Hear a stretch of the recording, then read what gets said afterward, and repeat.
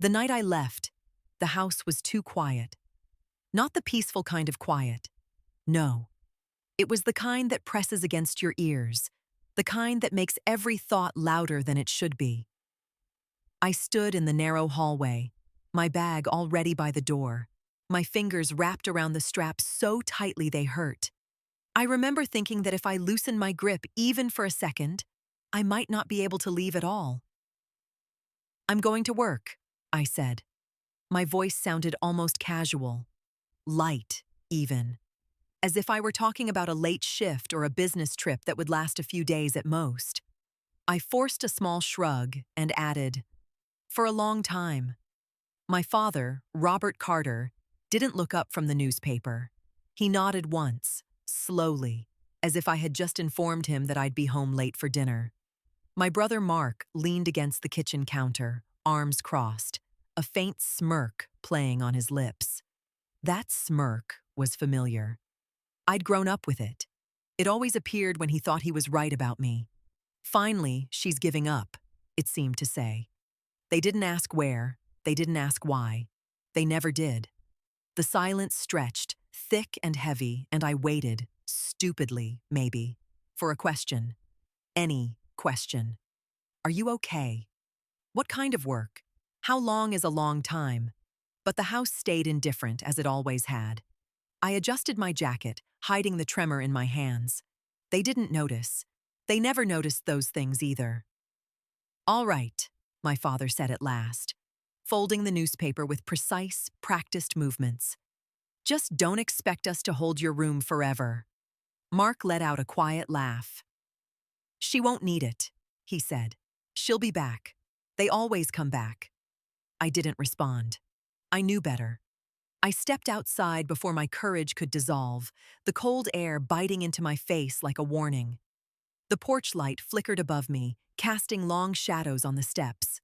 For a moment, I hesitated. I told myself it was normal. Anyone would hesitate before leaving the only home they'd ever known. But deep down, I knew this wasn't just about leaving. This wasn't a job. It was an escape. From a house where weakness had been assigned to me like a permanent label. From conversations where my words were dismissed before I even finished speaking. From laughter that always followed when I tried to prove I was capable of more. "You're too sensitive, Emily. You won't last. That's not for girls like you."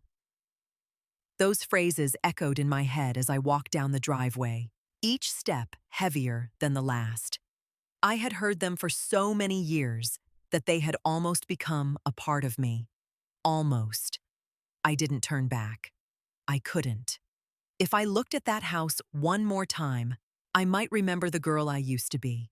The one who waited for approval that never came, who tried to earn respect by being quiet, obedient, invisible.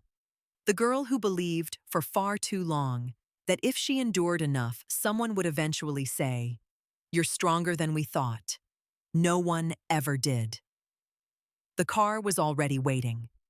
I placed my bag in the trunk with mechanical precision, as if my body knew what to do even while my mind raced ahead, terrified and strangely calm at the same time. I slid into the driver's seat and closed the door. The sound was final, solid, real. As I started the engine, my reflection caught my eye in the rearview mirror. My face looked pale, almost unfamiliar, but my eyes were steady. I barely recognized them. This wasn't bravery. Not yet. It was necessity. I drove away without knowing if I would ever come back, without knowing what exactly awaited me. I only knew one thing with absolute certainty. Whatever I was walking into would be better than staying in a place where I had already been defeated before I ever tried. They thought this was just another phase, another attempt that would end in failure. They thought I would break, apologize, return smaller than before. They were wrong. That night, as the house disappeared in my mirrors and the road stretched endlessly ahead, something inside me went quiet for the first time in years. And in that silence, I made myself a promise. I would never again let anyone decide who I was allowed to become.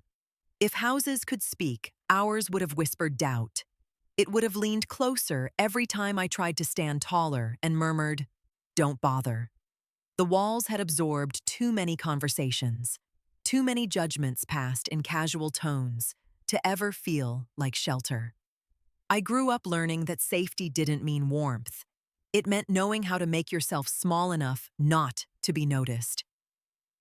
"You're too sensitive, Emily." My father said it the way people comment on the weather, not cruelly, not kindly either, just as a fact. Sensitivity, in his mind, was a flaw you either outgrew or were burdened with forever. And since I never outgrew it, since I flinched at raised voices, since I cared too much, asked too many questions, it became my defining weakness. Mark was worse. "You won't last," he liked to say, usually with a grin, usually when I mentioned trying something new, a course, a job, an idea that required effort or courage. He said it like a prediction he enjoyed watching come true. And every time I failed, or simply stopped trying because the fight felt pointless, his confidence grew. "That's not for girls like you." Those words didn't always come from him. Sometimes they came from neighbors, teachers, family friends.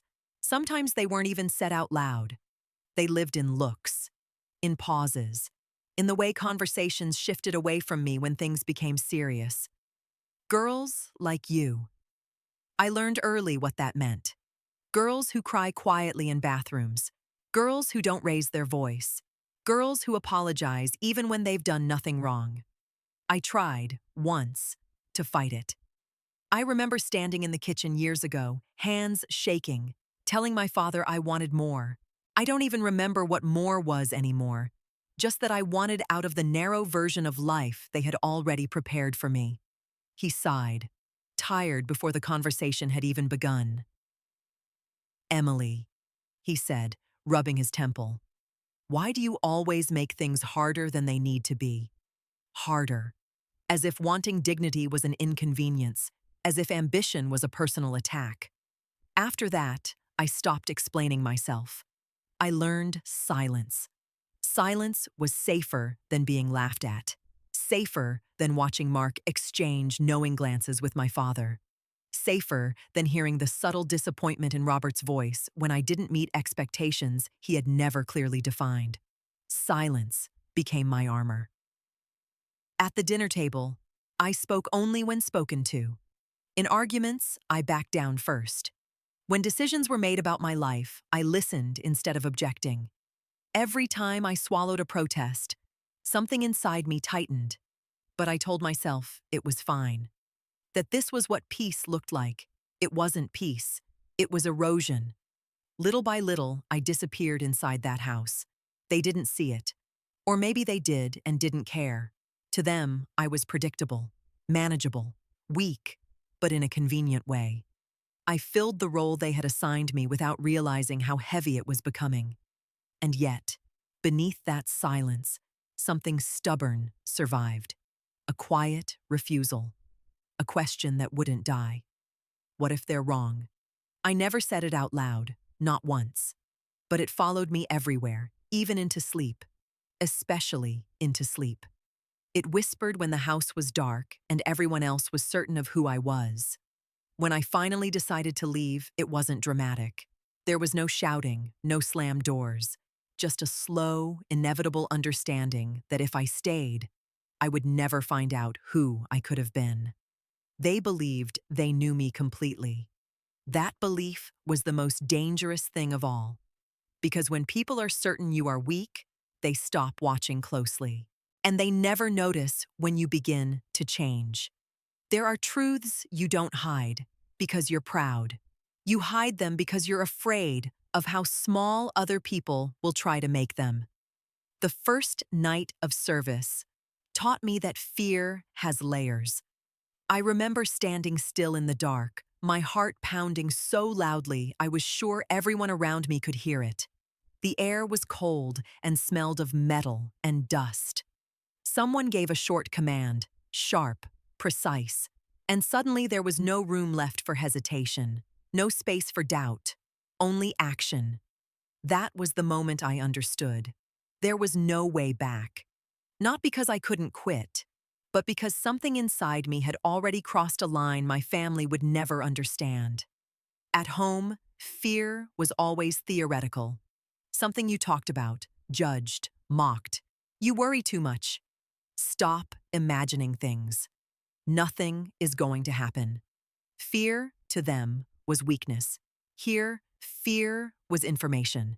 You learned to listen to it, to move with it, to keep going despite it. I was terrified, and I didn't break. That realization shook me more than the fear itself.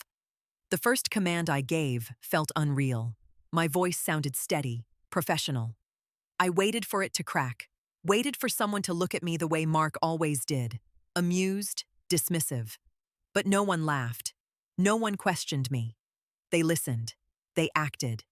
Later, alone, my hands shook so badly I had to sit down. I pressed them together, breathing slowly, counting. I thought of my father's voice in my head. You won't last. I lasted. That night, lying awake, I almost told them. I almost called home and said, I'm not who you think I am anymore. I'm doing something real, something hard, something that scares me. And I'm still standing. But then I imagined Mark's reaction. A short laugh, a raised eyebrow. Sure you are. How long before you quit? I imagined my father's silence, that heavy pause before disappointment. The careful words meant to lower expectations before I even failed. And I didn't call. It wasn't pride that stopped me. It was self-preservation. The days blurred together after that. Training, orders, faces that came and went. Moments of exhaustion so deep they hollowed you out. Moments of clarity so sharp they burned. Each experience rewrote me a little more, stripping away the girl who had learned to survive by shrinking. There was fear, yes, real fear. Fear that sat in your chest and made breathing difficult. Fear that followed you even when you tried to sleep. But there was also purpose, a sense that every step forward mattered. At home, nothing I did ever seemed to matter. Here, it did.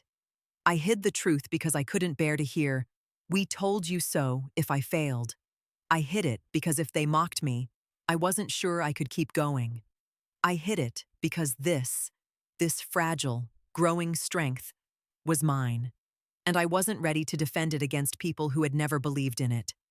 Every time I thought about telling them, I remembered the way they spoke about strong people, loud, dominant, unquestioning, people who took up space. I wasn't that, not in the way they understood strength. My strength was quieter, sharper, built in pieces no one at home would ever notice. There were moments I almost broke. One night, after something I still don't like to think about, I sat alone and cried until my chest hurt. Not because of what I had seen, but because, for the first time, I knew I could never explain it to them. There were no words that would translate this version of me into something they respected. And that hurt more than anything else. So I stayed silent. I let them believe I had taken some ordinary job somewhere far away. Something temporary. Something safe. I let them believe I was still the same Emily they had always underestimated. It was easier that way, because if they knew the truth and laughed, if they reduced everything I had survived to a joke, I wasn't sure I could forgive them. And part of me already knew. They would laugh. Silence wasn't cowardice anymore. It was protection. Protection for the woman I was becoming. One command, one fear, one unspoken truth at a time. There is a moment in every transformation when you stop pretending you can go back. For me, it came quietly. Not during training.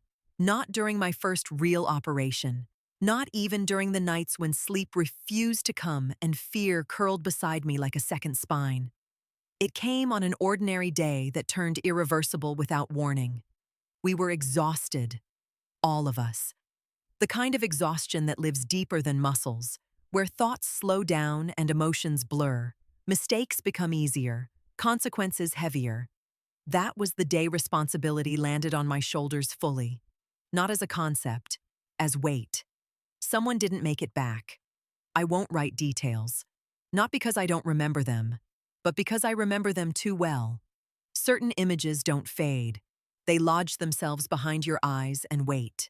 Even now, they wait.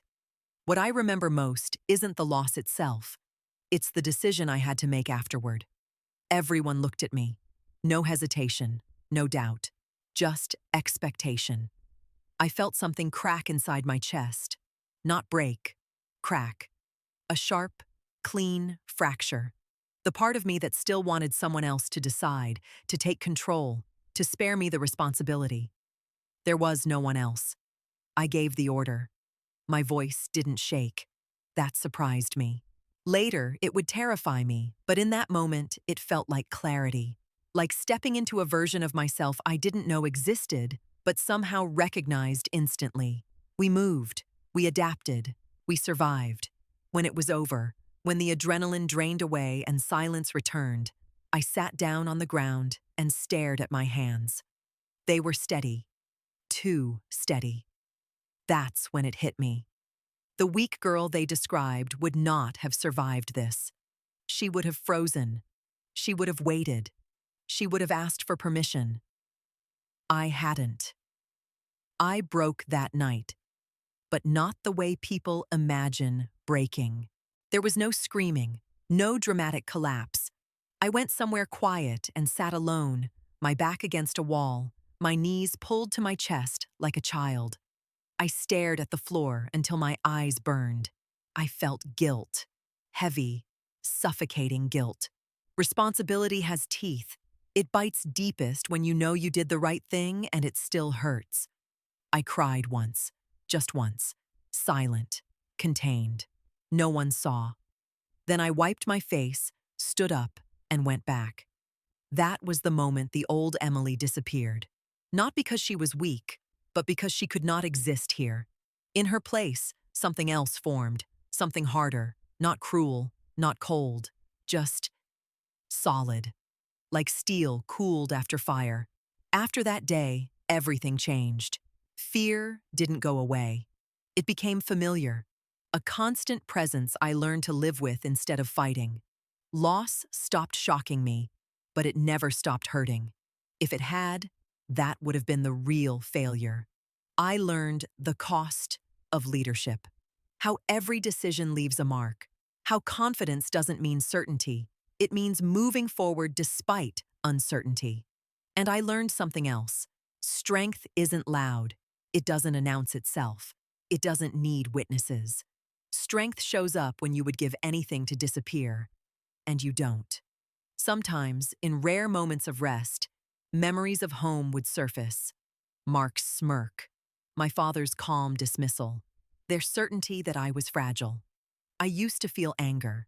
After the breaking point, I felt distance. They weren't villains. They were irrelevant. The girl who lived in that house, who measured herself by their approval, could never have stood where I stood now. She would have been crushed by the weight of consequences, by the knowledge that lives could hinge on a single choice. But I wasn't her anymore. I carried responsibility differently now. I carried it forward. When people looked at me after that, their eyes changed. Not admiration, not pity, trust. And trust, I learned, is heavier than fear. By the time I realized how far I had gone, there was no version of me left that could return unchanged. No apology I could offer to make myself smaller again. No explanation that would fit into the narrow language of the house I came from. The breaking point didn't destroy me. It rebuilt me. And somewhere deep inside, I knew. When I finally went home, they wouldn't recognize who stood in front of them. Because the weak girl they remembered no longer existed. Coming back was harder than leaving. I didn't expect that. I thought departure was the point of no return, the moment that would split my life into before and after. I was wrong. Leaving was clean, clear, necessary. Coming back was blurred with expectations I no longer knew how to meet. The road home felt narrower than I remembered. Every mile stripped something from me, not strength, but illusion. I watched familiar signs pass by and felt nothing I could clearly name. No excitement, no fear, just a quiet, steady awareness that whatever waited at the end of this road would not fit neatly into the person I had become. I had changed, not in the dramatic way people like to imagine. No sudden confidence, no desire to prove anything. The change was subtler, heavier. I carried myself differently, as if my body had learned truths my mind no longer needed to explain. When I stopped the car in front of the house, I stayed inside longer than necessary. The porch looked the same, the windows, the door. Even the light above it flickered the same way it always had.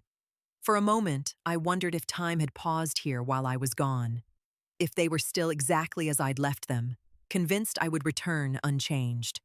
I stepped out. The air smelled familiar: wood, dust, old routines. Inside, nothing had moved. That struck me immediately. The furniture hadn't shifted. The silence hadn't learned anything new. It was as if the house had been holding its breath, waiting for me to resume my old place within it. My father looked up first. There was a flicker of surprise in his eyes, not joy, not concern, calculation. He took me in slowly, from my posture to the way I stood without leaning, without hesitation. "You're back," he said. "Not welcome home. Not we missed you. Just a statement." Mark glanced at me from the living room, his expression unreadable. No smirk this time. That, oddly, unsettled me more than mockery would have. I nodded. "For now." The words slipped out before I could soften them. I waited for something to shift, for curiosity, for questions, for recognition that the girl who left quietly was not the woman standing in front of them. Nothing came. They returned to their routines with unsettling ease. My father folded his newspaper. Mark reached for his phone. The house absorbed me again, tried to press me back into the shape it remembered. And for the first time, it failed. I noticed it in small things. The way their voices no longer made me flinch. The way silence didn't feel threatening. The way their opinions landed somewhere outside of me instead of inside. I moved through the house like a guest. Observant, detached, respectful, but not obedient. A part of me hoped, quietly, dangerously, that they would see it, that they would sense the distance and ask what had changed, that home might finally feel like home again.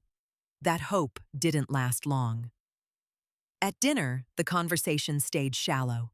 Work, bills, nothing personal, nothing real. I answered when spoken to, but I didn't volunteer anything. I wasn't hiding anymore. I simply didn't need to explain myself. They mistook that for the old silence. Afterward, alone in my childhood room, I sat on the edge of the bed and looked around. The walls felt closer than they used to, the space smaller, as if the room had shrunk while I was gone. This place had once defined me. Now, it felt like a memory I had outgrown. I lay back and stared at the ceiling, listening to the familiar creaks of the house. Each sound reminded me of nights when I had lain awake feeling powerless, unseen. Those nights felt distant now, almost unreal. I wasn't angry. That surprised me. I wasn't bitter or desperate for acknowledgement. I didn't need apologies or sudden affection. I only needed honesty, and I sensed it wouldn't come. Still, I told myself to be patient. Change takes time. Understanding takes time. Maybe they just needed to adjust. But deep down, beneath the calm, I knew the truth already. Home hadn't changed at all. And if anything was going to break, it wouldn't be me this time. It happened on the third morning. Not immediately. Not dramatically. They never did things dramatically. That would have required emotion. And emotion was something this house avoided unless it could be used as criticism. I was standing in the kitchen, pouring coffee, when my father cleared his throat behind me. That sound alone carried authority. It always had. Growing up, it meant listen, behave, prepare to be corrected. My body no longer reacted the way it used to, but memory is stubborn. For a fraction of a second, I waited. Emily. Robert said calmly. Too calmly. The kind of calm that means a decision has already been made. Sit down. I did. Mark leaned against the doorframe, arms crossed. He didn't look at me directly. He stared at the floor, jaw tight, as if this conversation bored him, or as if he didn't trust himself to speak first.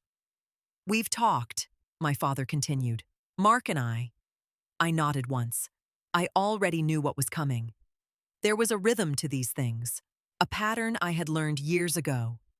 You've been back for a few days now, he said, and we think it's best if this remains temporary. Temporary. The word hung between us like a polite disguise. Mark finally looked up. His eyes met mine briefly, then slid away. You'll manage, he said. You always do. There it was. The sentence they used whenever they wanted something from me without taking responsibility for it. Whenever they pushed me into a corner and expected me to find my own way out quietly, without complaint. My father folded his hands on the table. This is our house, he said, and we've decided you can't live here anymore. No anger, no accusation, just ownership. I waited for something inside me to break open, to protest, to ache, to beg for explanation. Nothing did. We assumed, Mark added casually, that you'd understand. You're independent now, right? Strong enough to handle it. Strong enough to leave, not strong enough to belong. I studied their faces as they spoke, really studied them. My father's careful neutrality, Mark's practiced detachment. They weren't cruel in this moment. That was the most unsettling part. They were certain. Certain that I would nod. Certain that I would swallow it. Certain that I would pack my things and disappear without making them uncomfortable. Just like before. We thought, my father went on, that you might get emotional, maybe upset. But you've always been good at adapting. I almost smiled. They thought I would cry. They thought I would take this as proof that they were right all along, that I was fragile, temporary, something to be moved aside when inconvenient. They thought this was still a conversation where they held all the power. I placed my cup down carefully. The sound it made against the table was soft but deliberate. Both of them noticed. I see, I said. That was all. No argument, no raised voice, no trembling. Mark frowned slightly. That's it? I looked at him. Really looked. For the first time, I didn't see an older brother whose approval I craved. I saw a man who had never needed to question his place and had never bothered to earn it either. Yes, I said calmly. That's it. The silence that followed was different from the ones I grew up with. It wasn't oppressive. It wasn't heavy. It belonged to me. They exchanged a glance. Confusion flickered between them, brief but unmistakable. This wasn't how it was supposed to go. My father cleared his throat again. You can take a few days, he said, to arrange things. I nodded once more and stood up. As I walked toward the hallway, I felt it, their certainty settling back in. The quiet relief that comes when people believe a problem has resolved itself. They thought they had just removed an inconvenience. They thought the story ended here. Neither of them noticed that I didn't go to my room. I went to the door. I didn't slam the door. That would have been familiar. Expected. Something they could dismiss later as one more example of my emotional nature. Instead, I stopped in the middle of the hallway where the light from the kitchen barely reached and stood there in silence. Behind me, I felt their attention shift. Confusion has a sound. It's subtle. The pause in breathing, the delay before someone speaks again. I heard it clearly now. Emily? My father called, uncertain for the first time. I turned slowly. They were still seated at the table. My father upright, composed. Mark half leaning, half ready to leave. Both of them looked at me the way you look at a problem you think you've already solved, only to realize something doesn't add up. I reached for the zipper of my jacket. The motion was unhurried, deliberate. The metal sound cut through the room far louder than it should have. Mark straightened instinctively, his eyes narrowing as if trying to understand why something so ordinary suddenly felt wrong. I slipped the jacket off my shoulders. The fabric fell away, and the room froze. There are moments when silence stops being empty and becomes physical. It presses against your skin. It steals the air from your lungs. That was the silence that filled the kitchen as my jacket slid from my arms and revealed what had been hidden beneath it all along. The insignia on my shoulders caught the light. My father's face drained of color. His mouth opened slightly, then closed again, as if his mind refused to accept what his eyes were seeing. Mark didn't move at all. He stared, unblinking, like someone who has just watched a familiar picture crack down the middle. "What is that?" Mark asked finally. His voice was low, too low. I didn't answer immediately. I let the moment stretch, let it sink in. For years, they had spoken over me, around me, about me, never to me. Now they had nothing to say. "It's who I am now," I said quietly. My father stood up so abruptly his chair scraped loudly against the floor. "You—" He stopped himself, swallowing hard. "You never said anything." I almost laughed. "I told you I was going to work," I replied. "For a long time." His eyes flicked back to my shoulders, then to my face. For the first time in my life, I saw something there I had never seen before. Uncertainty. Mark shook his head slowly, as if the movement alone could undo reality. "This isn't funny," he said. "Is this some kind of joke?" I met his gaze without flinching. "No." Another stretch of silence, longer this time. He looked at me the way you look at a stranger who knows your name. "You," he said. "You couldn't even handle—" He stopped, because for the first time, the sentence didn't finish itself. For the first time, the words he'd used all his life didn't fit the woman standing in front of him. My father's voice was different when he spoke again. Lower, careful. "Why didn't you tell us?" I considered that question. There were 1,000 answers. Fear, shame, self-protection. Years of being dismissed before I finished a sentence. But none of them felt necessary anymore. "Because you never believed me," I said simply. "And I didn't need you to." That landed harder than anger ever could. Mark looked away first. The roles in the room had shifted, and none of us needed to name it. The house that had always felt too small suddenly felt unfamiliar to them. The certainty they'd wrapped themselves in for years had torn quietly, without drama. I picked up my jacket from the floor. "I'm not the weak girl you remember," I said, my voice steady, even kind. "I stopped being her a long time ago." They didn't stop me as I walked toward the door. They didn't know how. And in that moment, standing with my hand on the handle, feeling their silence at my back, I understood something with perfect clarity. This house had never been my home. It had only been a place I survived. I opened the door. And this time, when I stepped forward, I didn't hesitate. I didn't leave immediately. The door stayed open behind me, cold air spilling into the hallway, but something held me in place. Not doubt, not fear. It was the awareness that this was the last moment I would ever speak to them from the position they had assigned me all my life. The weak one, the temporary one, the one who would always leave quietly. I turned back. They were still standing there, frozen in the aftermath of a truth they hadn't prepared for. My father's hands trembled slightly at his sides. Mark's face was tight, defensive, as if anger were the only emotion he knew how to reach for when control slipped away. "I didn't come back to prove anything," I said.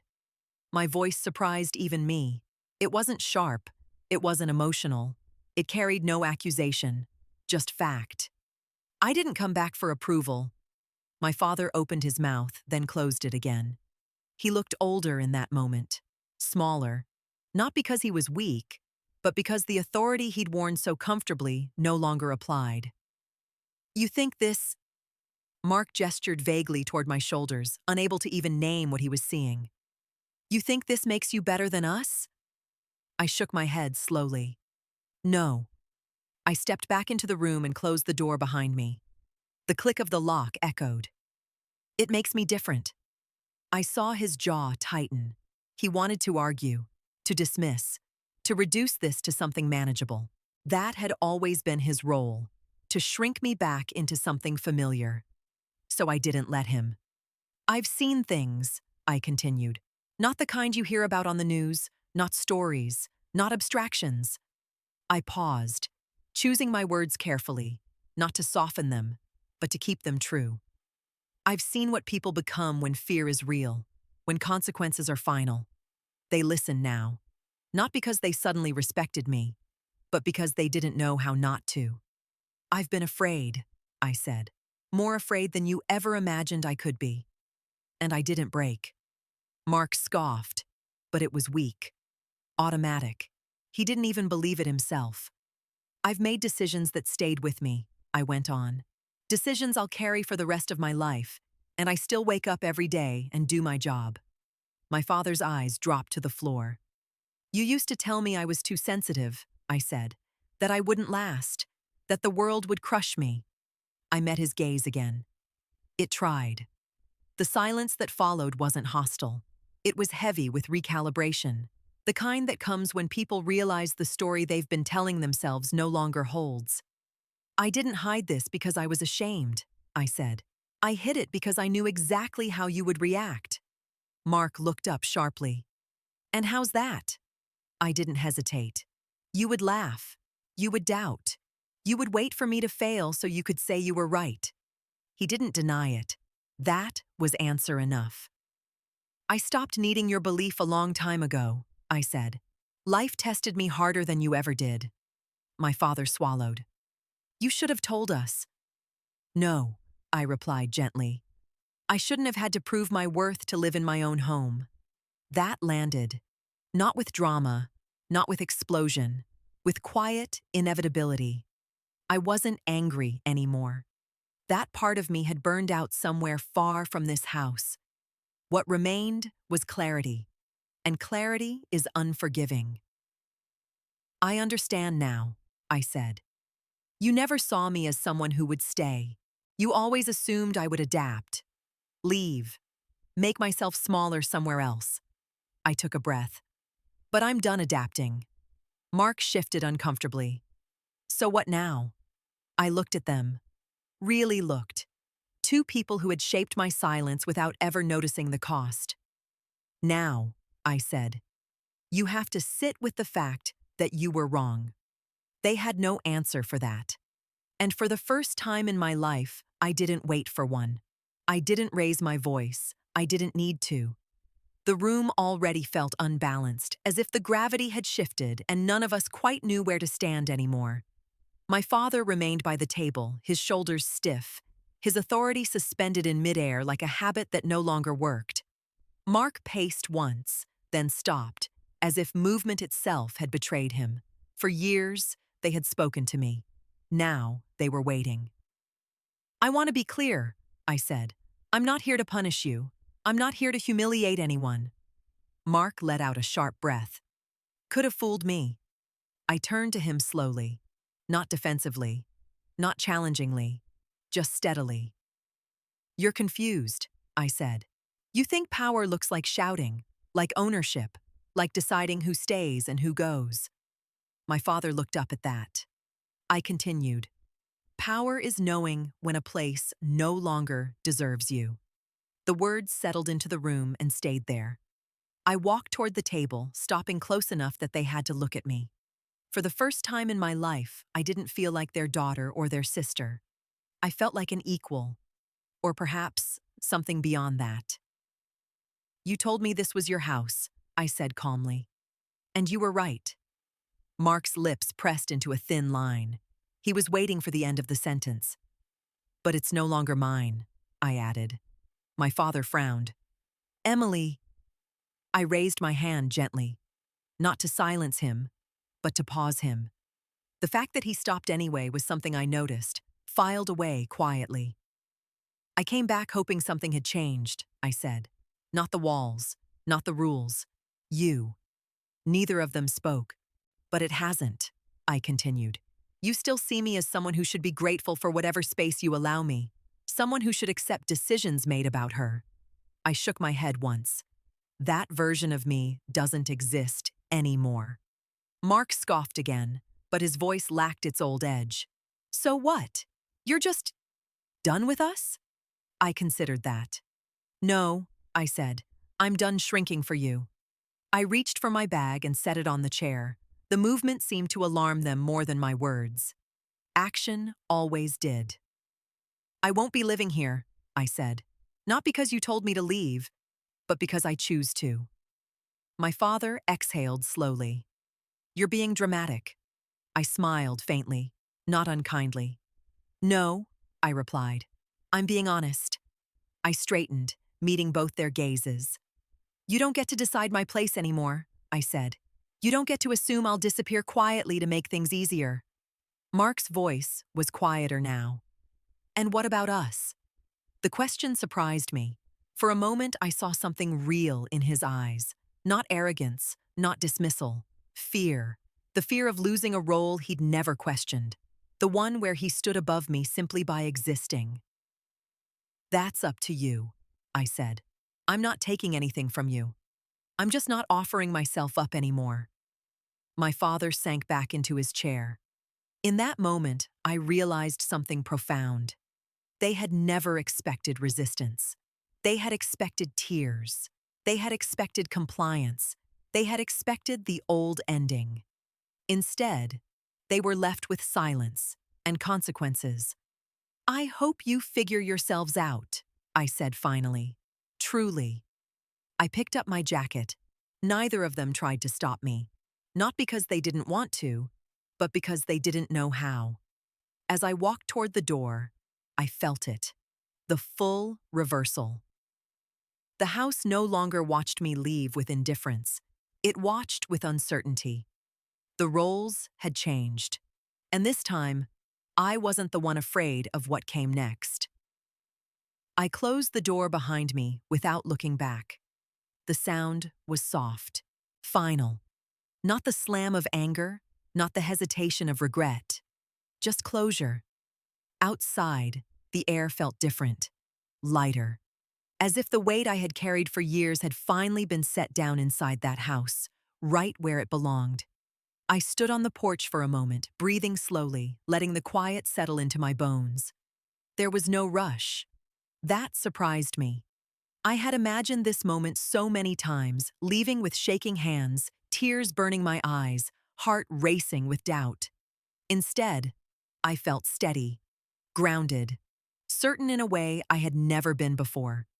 I walked to my car and placed my bag in the back seat. The motion was familiar now. I had done this once already, long ago, when I left without knowing who I would become. This time, I knew exactly who was walking away. I sat behind the wheel but didn't start the engine right away. Memories tried to surface, childhood moments, laughter that existed before judgment took over. A time when I still believed that love meant endurance. I let those memories pass through me without resistance. They didn't hurt anymore. Respect had come too late. But I realized something important then. I no longer needed it. Not from my father, not from my brother, not from a house that had only ever taught me how to survive instead of how to live. I had earned my certainty elsewhere, in nights that tested my limits, in choices that carried consequences, in moments where fear stood inches from my face, and I stepped forward anyway. The road ahead was unclear. That was fine. Uncertainty no longer frightened me. I had learned that not knowing doesn't mean being weak. It means being alive, alert, responsible for your own direction. I started the engine. As the house disappeared in the rearview mirror, I felt no guilt, no shame, no need to explain myself to anyone who had already decided who I was allowed to be. Some doors close quietly. Others close because you finally understand they were never meant to stay open. I drove forward, toward a life that didn't require permission, toward spaces where strength wasn't measured by volume or dominance, but by integrity, resilience, and choice. There was no way back. And for the first time in my life, that felt like freedom.